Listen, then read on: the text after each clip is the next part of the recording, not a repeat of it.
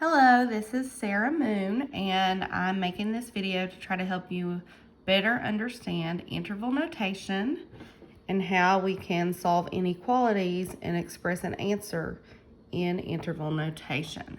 So let's just look at a few examples. Here we see some basic inequalities.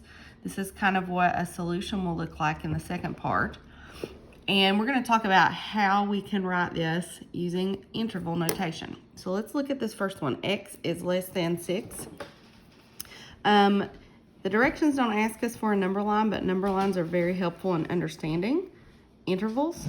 So if I am going to graph X is less than 6 on a number line, let's say that our 0 is here in the middle.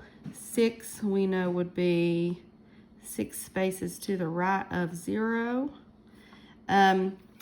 X means all the numbers that are less than 6. So all the numbers less than 6 would not include 6, but it would include everything that is to the left of 6 on the number line. And if we look at this on a number line, it makes it really clear that it includes every number from negative infinity, which is the left side of a number line, all the way up to 6. So interval notation writes the answer this way: negative infinity all the way up to 6. We read the number line from left to right, and if we have an open point, we're going to use a curved bracket here. Let's look at the second example. Y is greater than or equal to 7. So here, if we look at 7, if 7 is here, and if we're saying greater than or equal, that means that 7 is included in our solution. So this is saying all the numbers that are greater than or equal to 7.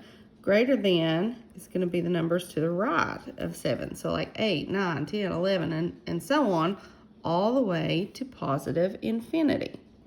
So if I write that in interval notation, I'm going to start with a square bracket because a closed point uses a square bracket because 7 is included in the solution. And then we're going all the way up to positive infinity. And beside of an infinity symbol, we always use a curvy bracket, just like I did here. Curvy bracket beside negative infinity, curvy bracket beside a positive infinity. Okay, let's look at the next one. The next one is kind of backwards from the way that we would like to look at it. This says 3 is less than or equal to A. Well, we really want to know how A compares to 3, not how 3 compares to A. Well, if the big end of the inequality is pointed toward the A, we're going to keep the big end toward the A. So this really reads is A is greater than or equal to 3, or all the numbers that are greater than or equal to 3. Again, you don't have to use number lines in your final answers, but they really help us to understand these intervals. So all the numbers that are greater than or equal to 3, I'm going to put a closed point at 3 because it said or equal to. Greater than means shade to the right. And then I can translate this so easily to an interval. If I read it from left to right, this goes from 3 to positive infinity. 3 is going to get a square bracket, and positive infinity gets the curved bracket. Okay, one more of these. I've got 8 is greater than or equal to B. Again, I don't want to know how 8 compares to B. I want to know how B compares to 8. I want the variable to be on the left side whenever I'm doing my intervals. So I notice that the pointy end or the small end is toward the B. Keep it that way, pointy end toward the B. So this reads that B is less than or equal to 8. So if 8, let's just say 8 is here. This says all the numbers that are less than or equal to 8. So or equal to means close in that point. Less than goes to the left. So this is all the numbers from negative infinity to positive 8. So curved bracket, negative infinity, up to 8. And this is a closed point, so we use a square bracket. So I hope that helps you better understand how we can go from the algebraic representation to interval notation. Really, this number line helps us to make sense of that. Okay, so now let's look at these 5 examples for solving some inequalities. When we're solving inequalities, just like when we solve equations, what we do to one side, we have to do to the other, and we're looking to get the variable alone. So if I see that 2 is right beside x, I know it's being multiplied, so to undo that, I divide by 2.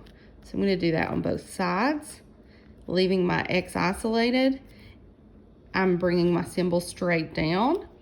12 divided by 2 is 6. So my final answer in algebraic notation is x is greater than or equal to 6. Again, I can compare that on a number line. If 6 is here, greater than or equal is going to be a closed point and shaded to the right. That means all the way to infinity. So my interval notation is 6, square bracket, up to positive infinity. Let's look at the second one. This time I've got the variable on the wrong side. I really need my variables to be on the left, but instead of fixing that now, I'm going to fix that at the end. So the goal in solving equations or inequalities is to get the variable isolated or get it alone. So I'm going to say where this says -1, I'm going to use that inverse operation of adding 1. So I'm adding 1 to both sides. That cancels. X comes straight down. Symbol comes straight down. -8 plus 1 is -7. So now I'm reading this backwards, just like I did up in the top section. I've got -7 compared to x. I really would like it to be this way. X compared to -7. And so I notice the pointy end goes toward the x. I want to keep it oriented that way. So I read it as all the numbers that are less than or equal to -7. So on a number line, again, I just always like taking a look at it on a number line. It helps it to really make sense. So all the numbers less than or equal to, I'm going to get a closed point. Less than goes to the left. So that means all the numbers from -infinity up to -7. So as an interval, -infinity up to -7. It's a closed point. So I get a square bracket there. Okay. All right. 3 more. Here, I'm going to have to divide by -4, and I wanted to put this one on here to remind you that anytime you divide by a negative number, or if you multiply by a negative, but if you divide by a negative number, you're going to have to flip the inequality symbol. So, for one thing, let's cancel. -4 divided by -4 cancels. Bring down y, and I'm going to flip the inequality symbol around to switch it from less than to greater than. And then I know 24 divided by -4 is -6. So I get y is greater than -6. So on a number line, if this is 0, if -6 is here, all the numbers that are bigger means open point and shade right. So that's all the points from -6 to positive infinity. Oh, I wasn't looking. Okay, so that would be -6 to infinity, both curvy brackets, because this time I did not have the or equal to symbol. All right, looking at number 4. This time, I'm trying to get the variable y alone. So I'm going to undo this addition of 3 by subtracting 3 on both sides. Bring down y, bring down the symbol, and -5 minus 3 is -8. So I've got all the numbers that are greater than -8. Well, if this is 0, -8 would be to the left. Greater than -8 is going to be an open point and shade to the right. So that's going from -8 all the way to positive infinity.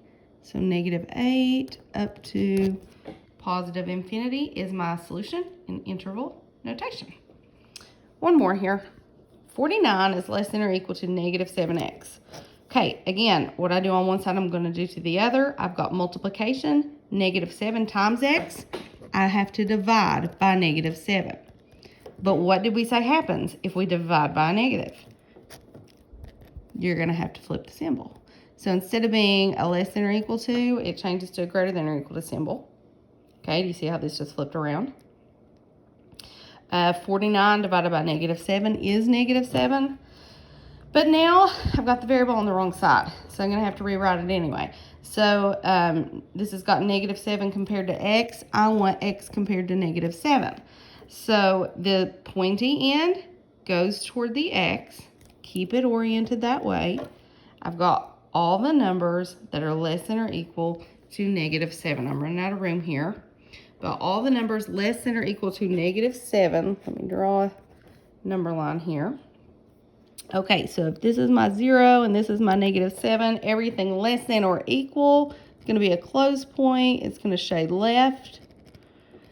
So that means all the numbers from negative infinity up to negative 7. So my interval looks like this. Negative infinity up to negative 7. It's a closed-in point, so I use a square bracket.